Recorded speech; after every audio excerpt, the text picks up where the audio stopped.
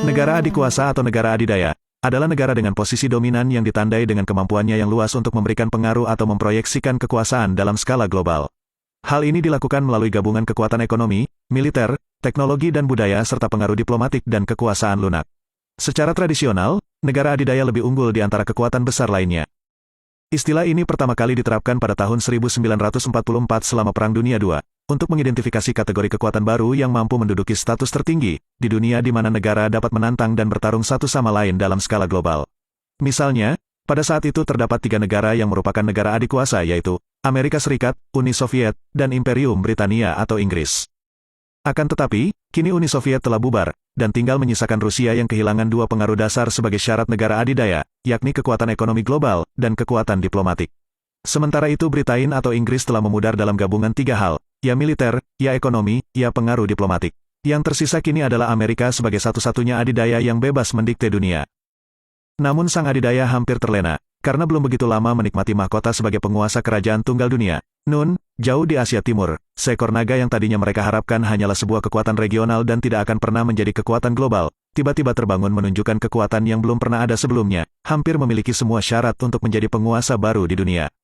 Kata seorang pakar di Universitas California, datangnya sebuah kekuatan baru bisa saja berpotensi memicu konflik mengerikan dalam segala hal, ya perang ekonomi, perang teknologi, perang diplomatik, dan bahkan hingga bentrok perang fisik yang berakibat mengerikan. Benar saja, Cina dan Amerika sudah terlibat perang dagang yang oleh pengamat tidak ada pemenangnya. Secara harfiah Amerika menekan Cina. Namun sebagai negara baru dengan kekuatan ekonomi global, dunia melihat Cinalah sebagai pemenangnya, ibarat menang melawan orang kaya lama yang sudah sangat mapan. Dan setelah itu tampak bahwa bukannya melemah, Cina justru menjadikan perang itu sebagai pelajaran dan terlihat menjadi semakin kuat dari tahun ke tahun. Tanpa disadari, Amerika justru sedang melatih Cina untuk merampas mahkotanya sendiri. Itu pelajaran pertama. Lalu di bidang teknologi Amerika menghukum Cina dengan sanksi yang sangat keras, melarang semua perusahaan teknologi barat dan Amerika berbisnis, dan menggunakan teknologi Cina dengan alasan Cina penuh dengan spionase, mencuri ilmu teknologi barat. Sejarah mencatat, Jepang dulunya sama, pada awalnya meniru barat, namun pada batasnya mereka kehabisan hal untuk ditiru. Jepang akhirnya memiliki laboratorium riset mereka sendiri. Demikian juga halnya dengan Cina sekarang, mereka mulai sampai ke batas itu. Cina mulai membangun laboratorium riset dan teknologi mereka sendiri, untuk mengembangkan dan bahkan menumbangkan hegemoni Barat di bidang teknologi. Dan, hal ini mulai menampakkan hasil, di mana Barat mengakui Cina mulai memenangkan banyak hal di bidang teknologi. Syarat pertama telah dimiliki oleh Cina secara otomatis, lalu dilanjutkan dengan syarat ketiga yakni kekuatan militer, di mana hal ini tidak dapat dipungkiri. Berkat kekuatan ekonominya yang unggul Cina mampu membiayai pasukan elit kelas dunia yang besar, membangun basis teknologi militer, membiayai pangkalan-pangkalan militer mereka di seluruh dunia.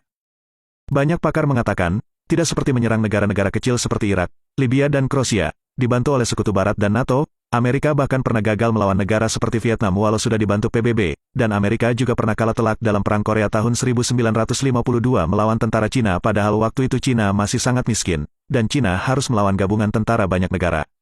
Kini Cina bahkan ratusan kali lipat lebih kuat, lebih modern, lebih luas jangkauan diplomasinya, akan banyak negara yang enggan terlibat berada di pihak Amerika untuk menerima bencana melawan Cina, kata pakar militer. Artinya syarat kedua sudah hampir terpenuhi. Faktor ketiga juga sedang berlangsung, di mana Cina dengan rajin mendekati banyak negara di dunia dengan pemberian pinjaman yang cukup royal. Pendekatan Cina di beberapa negara miskin bahkan tanpa diharapkan oleh Cina sendiri, mulai memasukkan budaya Cina ke dalam acara-acara televisi, membuat anak-anak muda di negara tersebut mulai mengidolakan banyak hal dari budaya Cina. Hal yang tentu saja tidak terelakkan ketika sebuah negara besar berinteraksi dengan sebuah negara yang lebih kecil.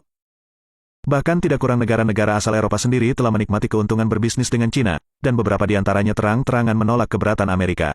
Jerman misalnya adalah contoh negara besar Eropa yang sangat lunak kepada Cina. Beberapa negara lain berpendapat, bentrok Amerika dan Cina dalam bentuk perdagangan saja sudah membuat dunia gunjang-ganjing, apalagi bentrok militer.